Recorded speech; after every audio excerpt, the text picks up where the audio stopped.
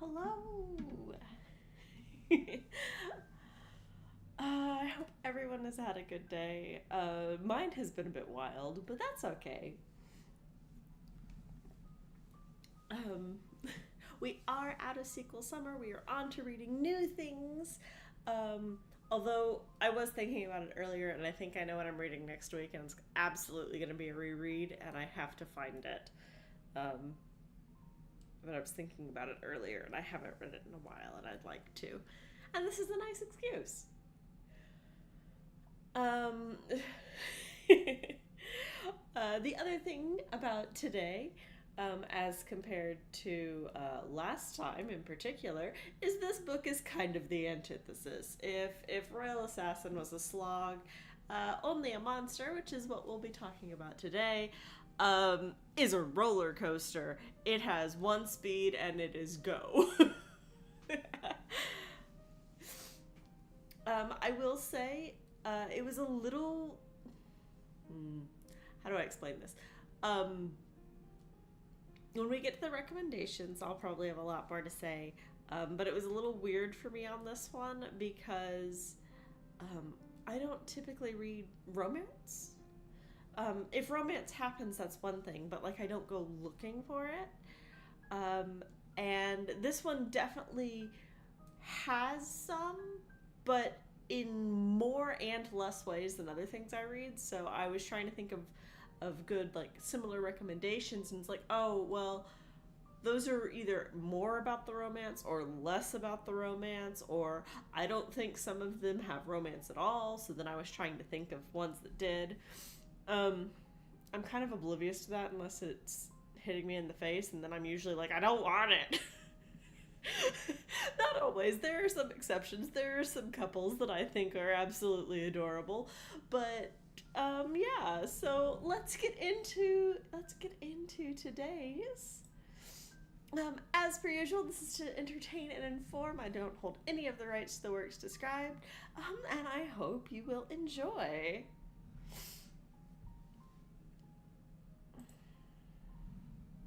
So this is Only a Monster by Vanessa Lynn. Um, I'll hang on. I'll get into it in a second, but yes. So it is originally published in 2022 by Harper Teen. It is part of a series. It is book one in the Monsters series. Some quick Google foo and going to the author's website says that this is supposed to be a trilogy and only the first two books are out. I'm not sure where they're going. And I mean this with as much love as possible, but the way this book ended, I can see a sequel happening, but I don't know how it happens with these characters. And I'm pretty sure the next book uses the same characters. Um, but it is part of a series. The original cover, this is by Evian Tan. She's an Australian graphic designer. She also did the US cover for the sequel, which is green. And the name escapes me. It's Only a Monster. Oh, it had Just a Hero? It might be Just a Hero.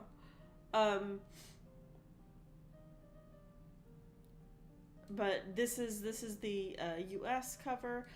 There were this is the most common cover. There were a couple of international covers that were super pretty, but I couldn't find the illustrators, so I don't have pictures for you guys. But just know that there's some really pretty covers on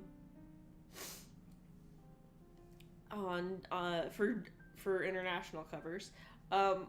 I'll also say that this is not the exact cover I have, but it is near enough. Um, I have I have the Owl Crate cover, so the girl is green. Yeah, I think that's the only major difference. The girl is green and the flowers are shiny.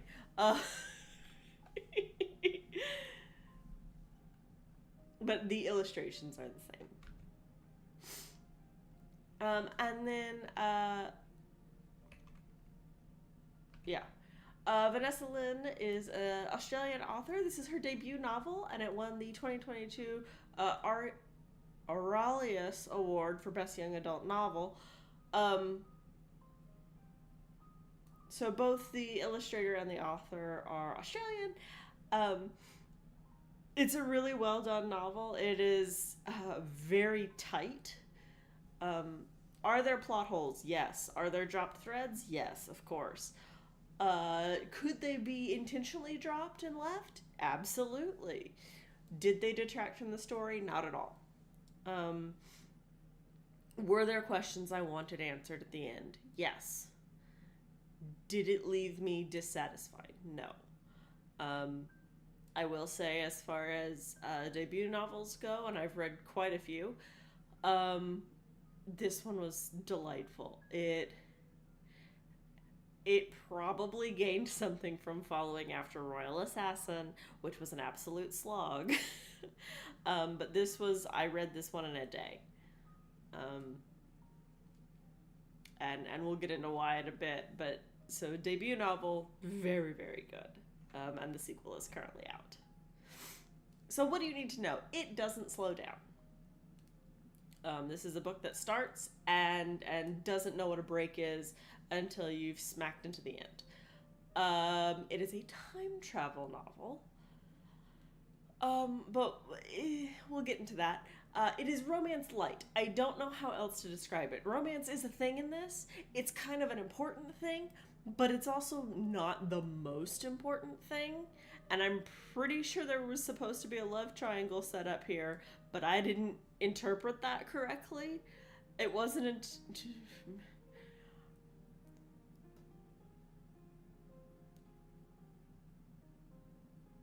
Yeah, I think that's what was supposed to happen, and I did not read that at all. So either it was, I am really dumb at picking up romance cues, which is absolutely true and entirely what is going on here, or they're very subtle.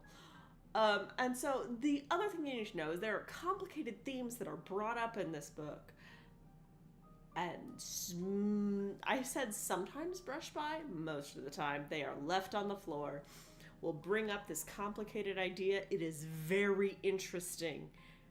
And it's just like, here's this complex idea. All right, we're moving on with the story now. And it's like, but complex idea. That was interesting. No. Sometimes we can't have what we want. So, your main character is Joan.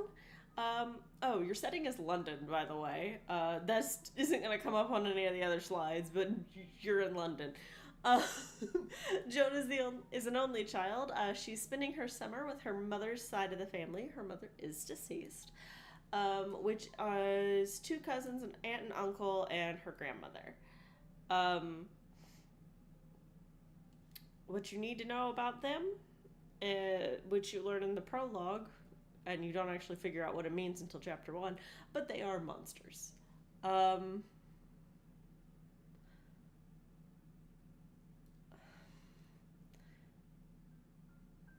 I don't want to get into what makes monsters monsters in this book. It's very interesting. Monsters are monsters by ability, and what powers that ability brings up some questions of morality, which matters to Joan because point number 2 here, she has a very strong moral compass. She wants to be a hero. She wants to be the good guy. She wants to do what is best. She doesn't want to hurt anyone. She's nice to neighbors. And she's got a crush on a boy that she works with. And she is working in a historical house, sort of a recreation, reenactment type thing. Although not necessarily always like in garb or dress. But she loves history and loves the imagining of the history and what was this like when type thing. Which It is always great when time travel is involved to have that one person who loves history.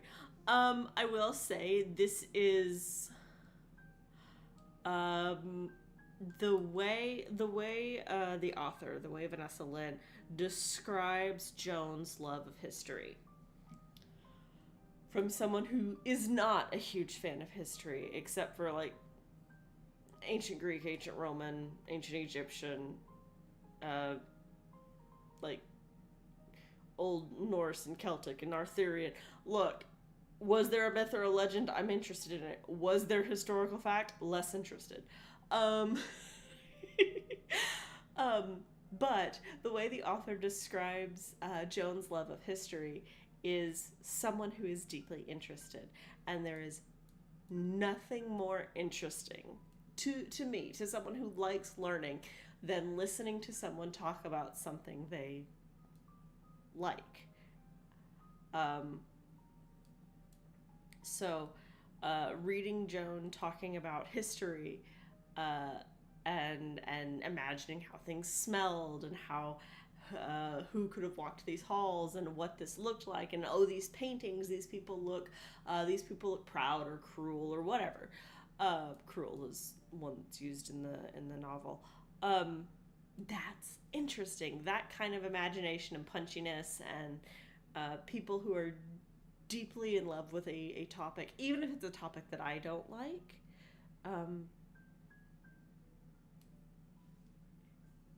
It's a good. It makes me invested. Them loving a topic can make me interested in a topic, even though I'll never search it out myself.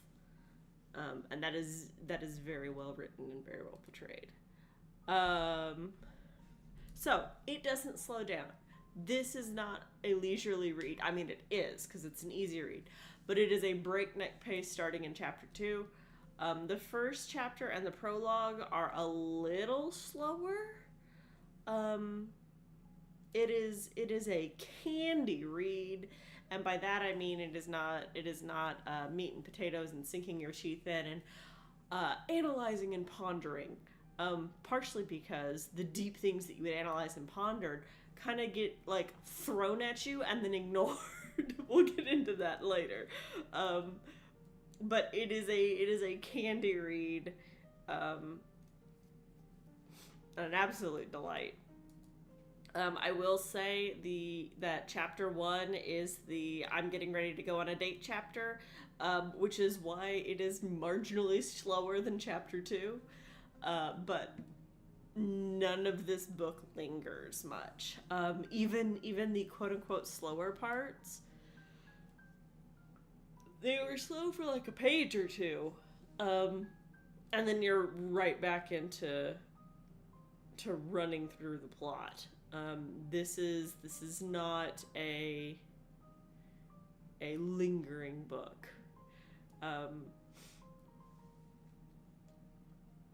If we're going to make a very easy for me comparison, two authors I really like, J.R.R. Tolkien and C.S. Lewis, specifically Lord of the Rings and Narnia, because Lewis absolutely could be a slug. I'm looking at you, Perlandria. But if we're going to compare Lord of the Rings to Narnia, this is Narnia. It is fast-paced, it is punchy, it is going forward. It is not agonizing over setting. Speaking of setting, this is a time travel novel. It is about history. It is about time travel, but it is not as far as I expected. So reading the flap, I assumed time travel being, we're going to go to ancient times. You do not. It is not that far. It is very fun.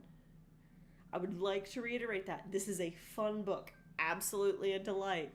But it goes to the 90s.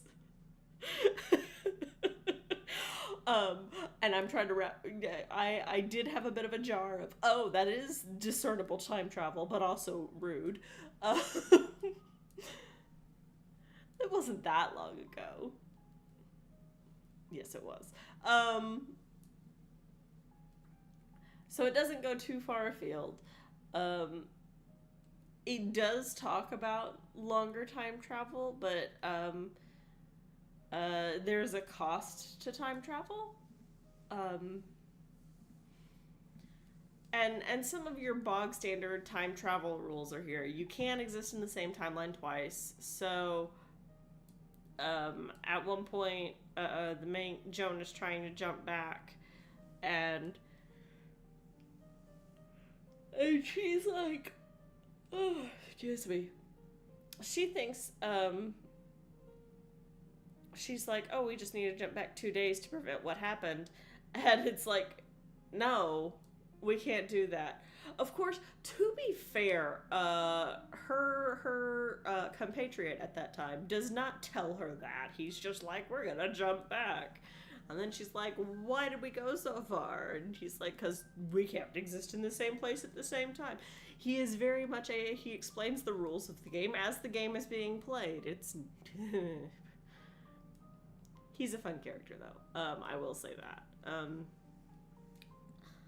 I don't think... There are a handful of characters in this that are named and not important.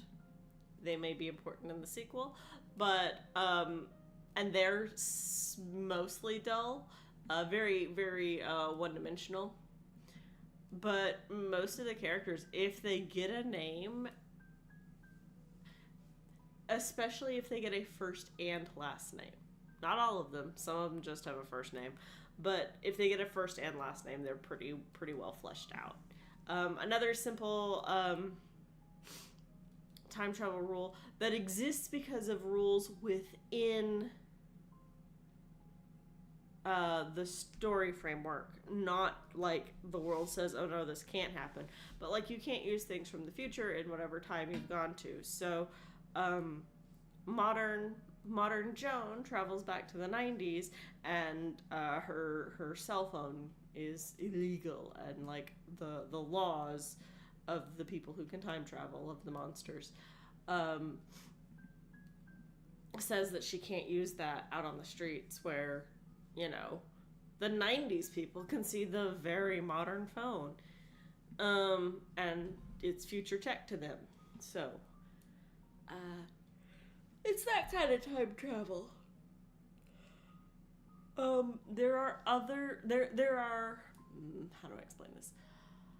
There are nuances with the time travel that come up, but you aren't time hopping.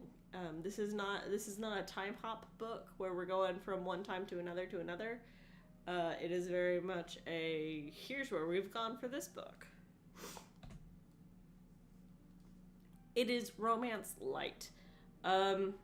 So I am going to define this because I was trying to find if anybody else defined it this way, and I can't find it. So it is a book with romance in it, and I'm pretty sure the romance is supposed to be the main point, but it's not. And like I said, I'm pretty sure because I read a blurb for the sequel that this book was supposed to set up a love triangle. It did not. Or if it did, I'm really dumb.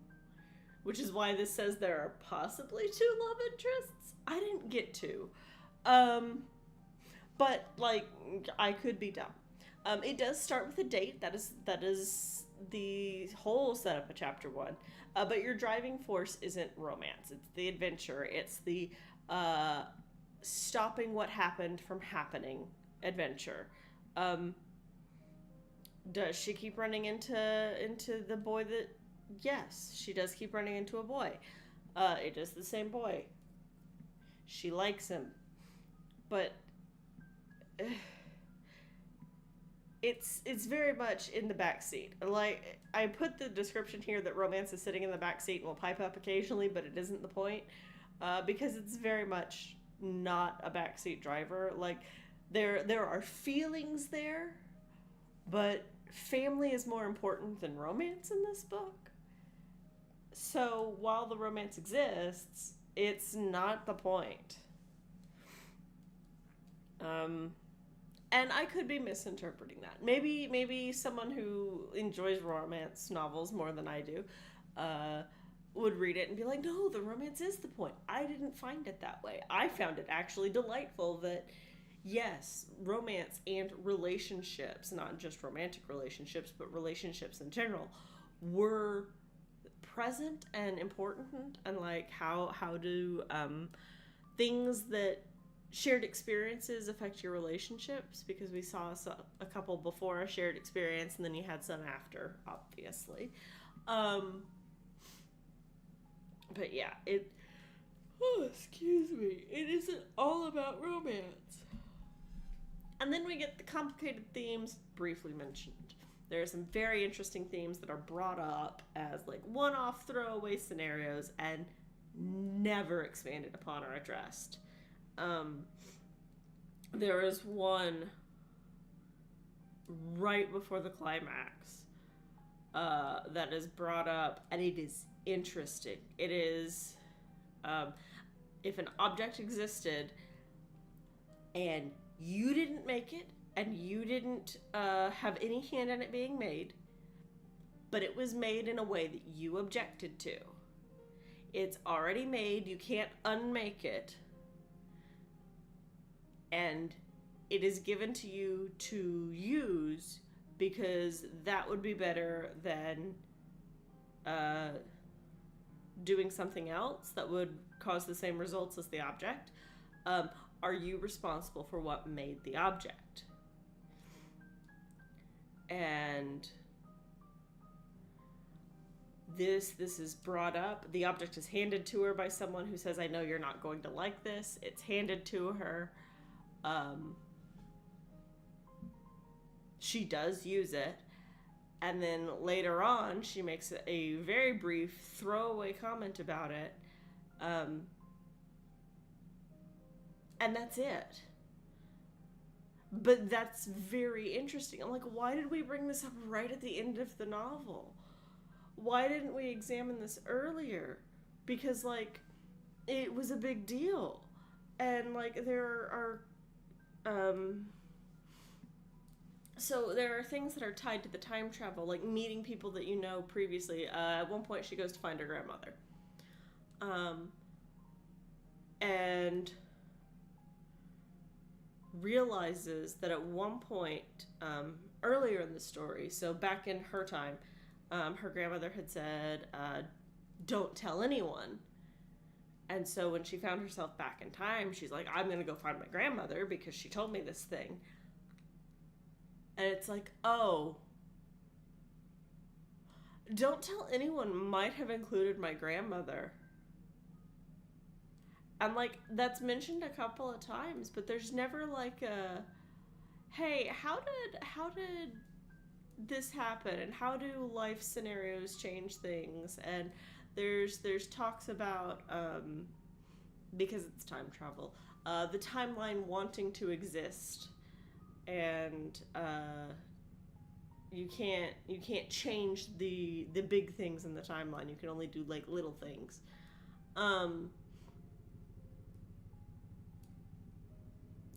But some of them are very arbitrary, and some of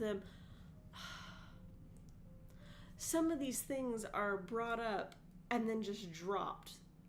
They're like different families of monsters that all have their own special ability. Some of them seem more useful than others.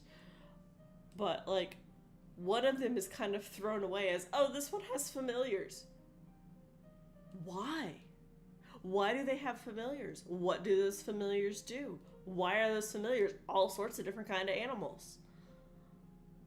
Are we going to examine that? Can the familiars die? Are the familiars animals? Are they magic animals? Like, explain.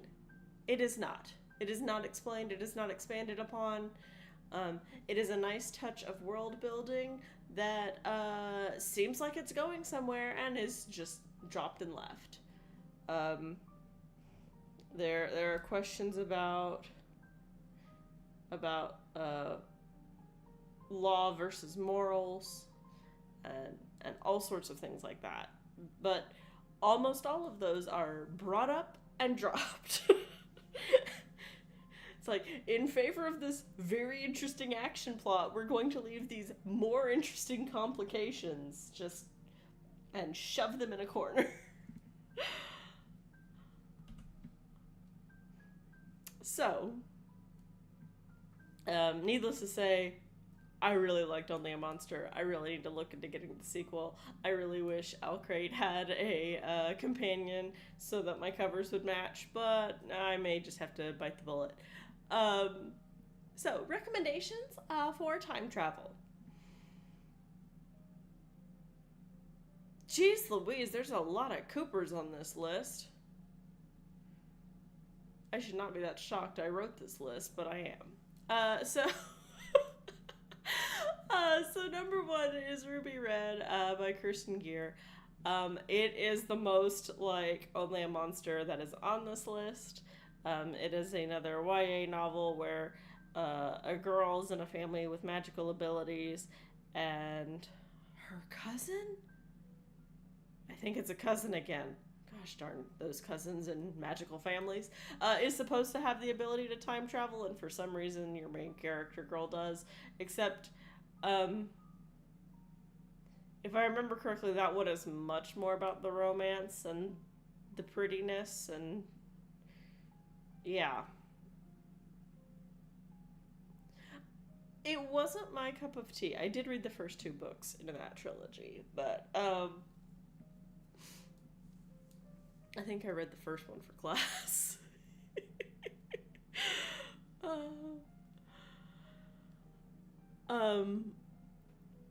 So that one is a bit more romance. It's another YA novel. The rest of these are technically all children's. So The Secret of the Attic is one of the first books, if not the first book, by Sherry Cooper Sinkin?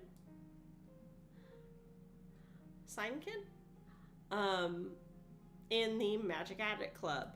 It is a group of girls, I want to say there's 5, who visit a house, and in the attic they find a trunk full of all sorts of costumes from all different time periods, and if they put on a costume and look in the mirror, they find themselves teleported to that time period in their outfit, and they just sort of blend in, and they go on adventures in that time period and then have to make their way back to the mirror. It is very much a children's series aimed at girls,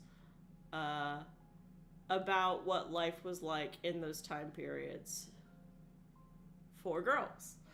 I haven't reread them in a while, but I have very fond memories of checking out every single one of them in order if I could find it, because it was, the first book was all 5 of them went at once.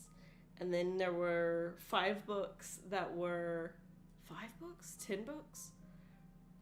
There was either 1 for each girl or 2 for each girl. And then there was another where all of them went again. And like, it was a lot of fun, is what I'm saying. The Dark is Rising by Susan Cooper is not the first book in the series, but it is the one with time travel, so that's why it's on this list. Also, it is one of my favorites.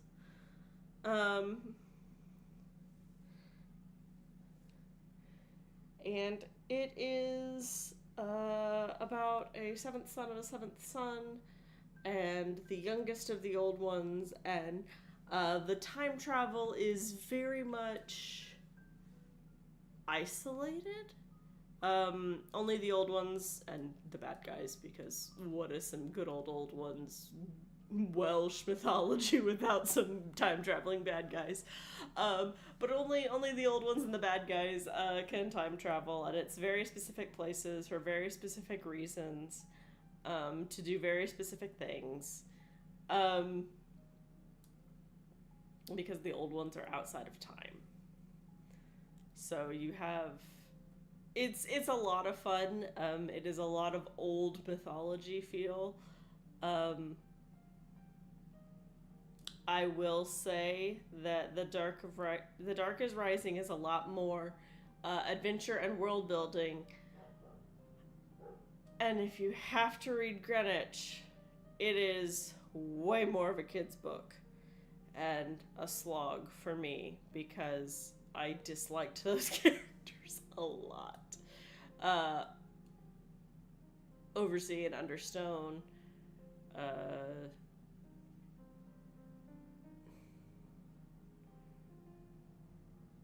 The Gray King is my favorite out of the series. But yeah, The Darkest Rising is the one that has time travel. Also by Susan Cooper, King of Shadows, which has nothing to do with the Darkest Rising sequence, despite its name, is about Shakespeare. And oh, let me see if I remember this correctly. The kid gets sick.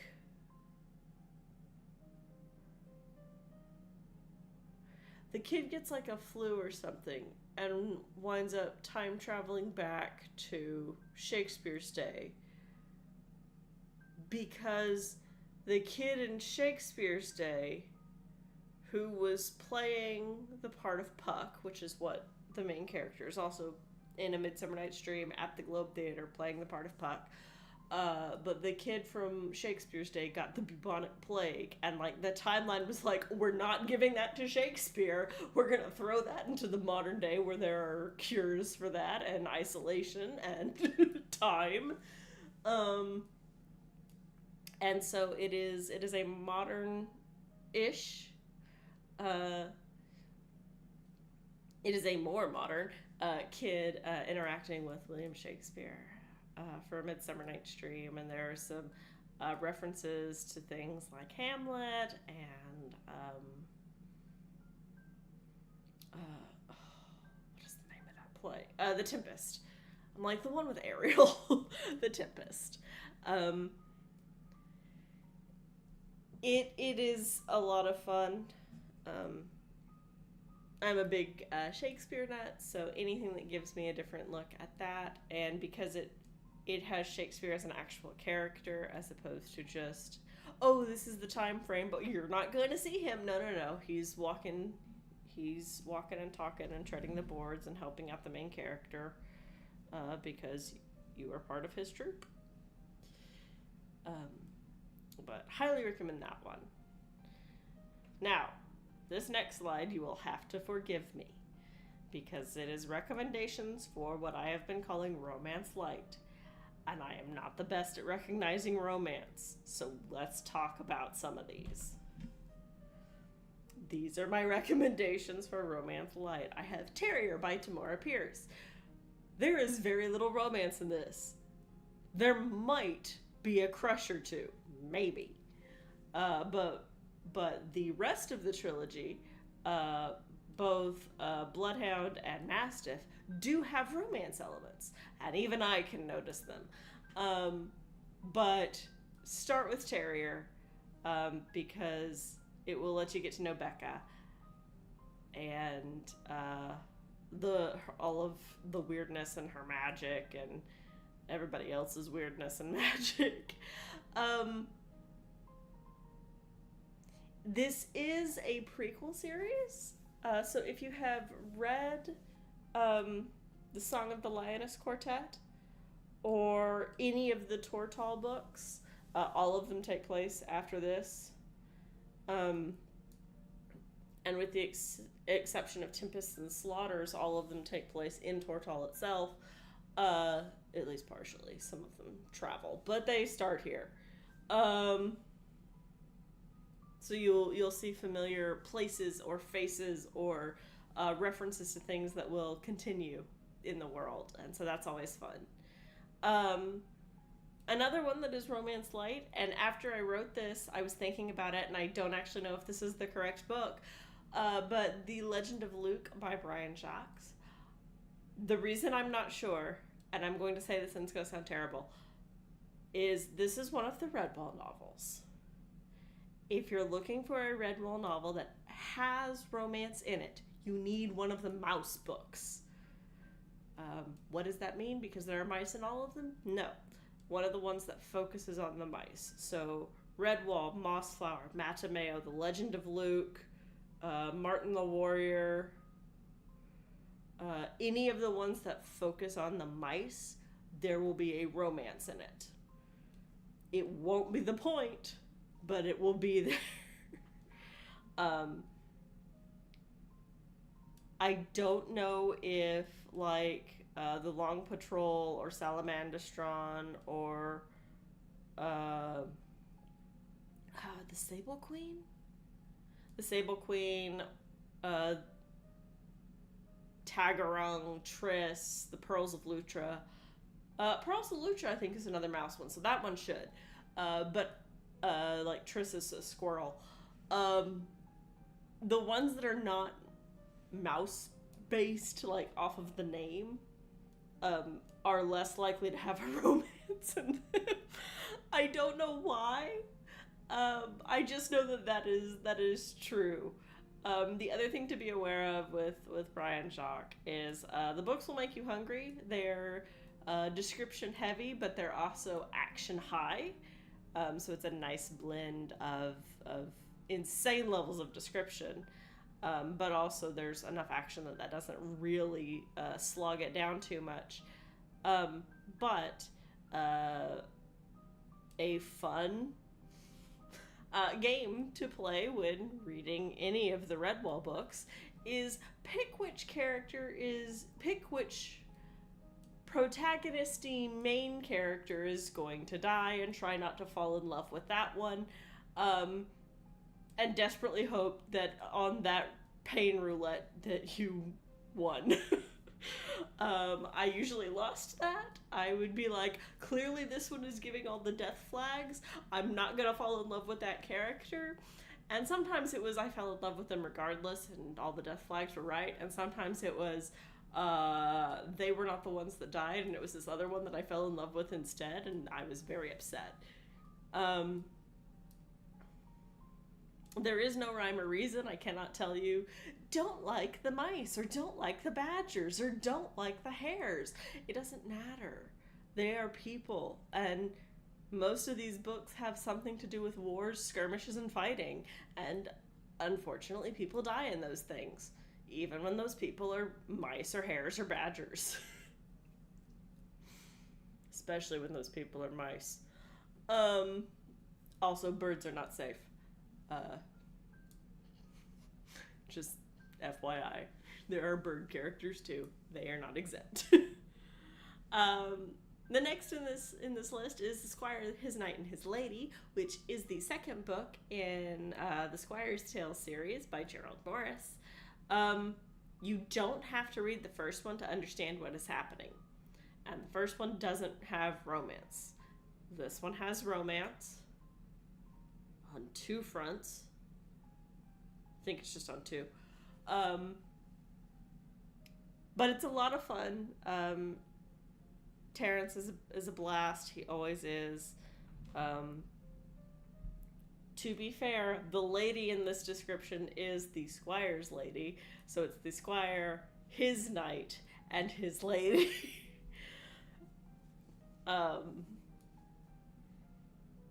Yeah, it's a great... It's set in Arthurian legend, so the knight in question is Sir Gawain. I can't remember if this is the book where Lancelot is just the worst. Lancelot, so fair warning in the Squire's Tales, Lancelot is there. But he isn't always the worst. Like, there are times where he absolutely is the worst, but not all the time. I'm not gonna say he redeems himself, but he's not always the worst. And then Dragonflight by Anne McCaffrey.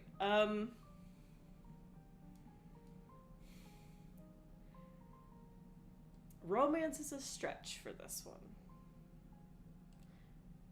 There are relationships, and because of the nature of the dragons, there is chemistry. But romance is a bit of a stretch. To be fair, I wasn't sure if Dragon Song and Dragon Drums were really romance either. But I think Lessa counts. Lessa and Falar. Um, Look, I'm not gonna lie. Lessa is not my favorite character. She is not a nice lady. She is interesting, and there is something to be said for not nice characters that are interesting. Um, and having read The Crystal Singer, also by Anne McCaffrey, I understand a bit of the writing with Lessa. Um, but it is dragons, and bad things are happening on Pern, and there aren't enough dragons, and they're hoping to get more dragons. I don't know how to spin all of it. It is a bit more politicky than any of the others on this list. Even Terrier, which is technically a police detective action magic combo.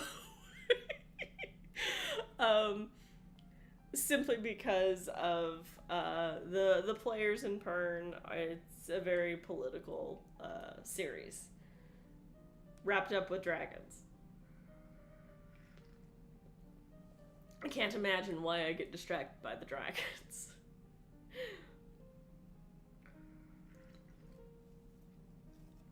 But yeah, those are my recommendations. As I said, I was trying to think of books. So I've read books where romance is more of a thing, and then I've read books where I'm pretty sure there isn't romance. There's really nice platonic friendships between men and women, or boys and girls in some cases, but they don't read as romance to me. And like I said, that could be a me thing. That could be a me problem. Also, when I was trying to think of it, and the reason it's not on here, and I'm probably going to read it for next time, is the Ranger's Apprentice series. Like, I'm pretty sure romance builds over the series. I haven't reread them in a while, and I don't own all of them because they kept being written and I couldn't keep up. And now the covers have all changed. Oh, let's not talk about the tragedy that is book covers changing as the books are being published, and me favoring one design over another, and I can't find those designs anymore. Because I'm weird like that. But they start as friendship, and I felt really strongly about putting both The Ranger's Apprentice and Percy Jackson. Even though I know romances grow, they don't start that way. They start as friendships or allyship in with Percy and Annabeth. I'm putting up with you because I want to go on an adventure ship.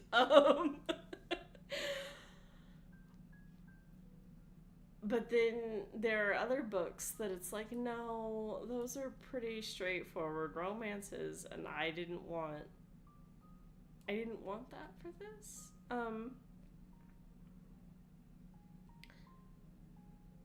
Or I have books that have no romance whatsoever, and that's the other thing, is that it's like, oh, a lot of the books I have that focus on siblings, they don't have romance in them. Or there are romantic relationships in them, but they are not the main characters, and they are not even like close to being a thing. Like, they exist, clearly, they're part of the world, but they're not, they don't, they build their characters, but they don't like matter to the overarching plot.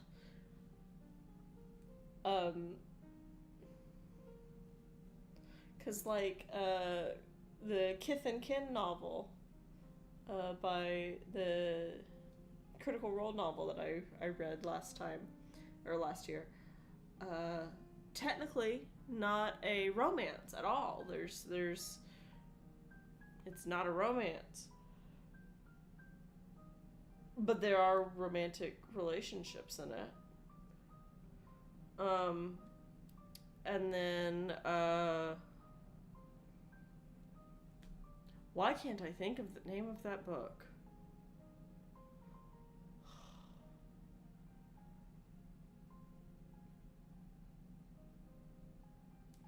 Like the Circle of Magic, also by Tamora Pierce, but the Circle of Magic, which is the first quartet in Imelin, that starts with Sandry's book. Um, there are characters in that are that have romantic relationships, and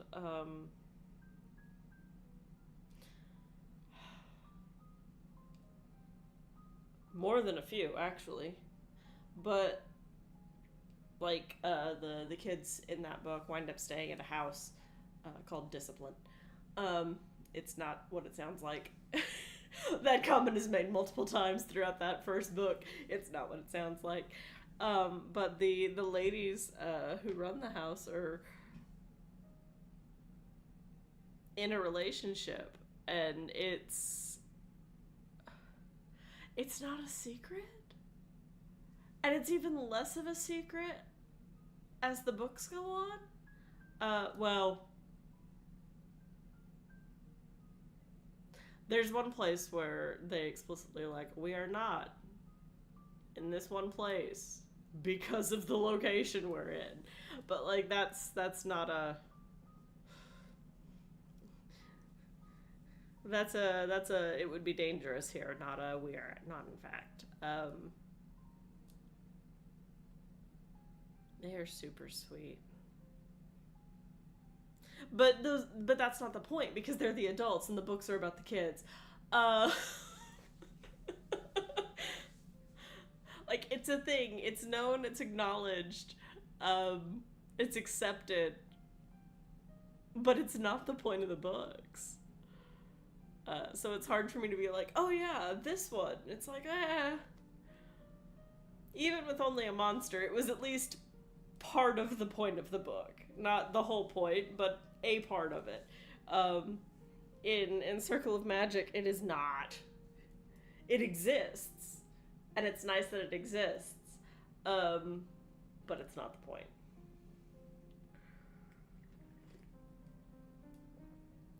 Like, one of the characters needing a nightlight is a more important plot point. Not a joke.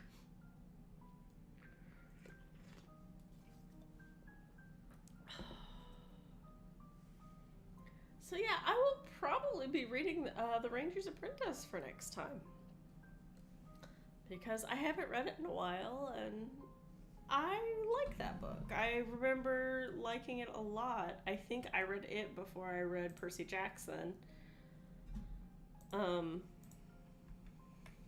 Not for any particular reason, just point of interest. And I really liked Will. I liked it even when it became less of a pseudo fantasy elf thing. There weren't elves, of course, but that I was very much in my Lord of the Rings is everything phase when I was reading it. And to be fair, 100% fair and honest, if the copy of The Ruins of Gorlian that I have didn't look like a fantasy novel, I wouldn't have read it. If it looked like a historical fiction, I would not have read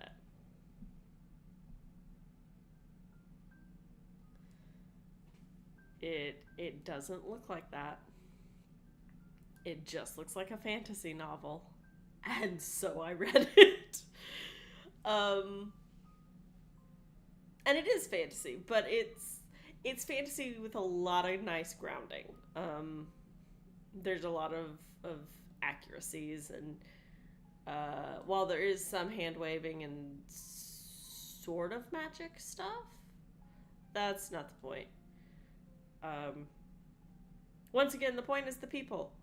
I love a good people-driven story. Um, and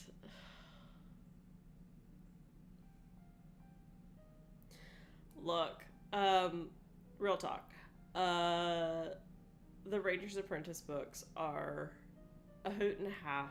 I love them dearly. Um, I may read The Ruins of Gorlian. I may read the first two and cover the first two because they're children's books and they're fast reads and they're a really good time. And I haven't read about Will and Halt in a while, and I would absolutely love to read about them. But I can't go too far because the books start having cliffhangers. Because the author was like, hey, this series thing is doing really well. It's another Australian series, if memory serves correctly. So another Australian author. Yeah, I'll probably do that. Just for funsies and a bit of nostalgia. So yeah, you have that to look forward to. Um,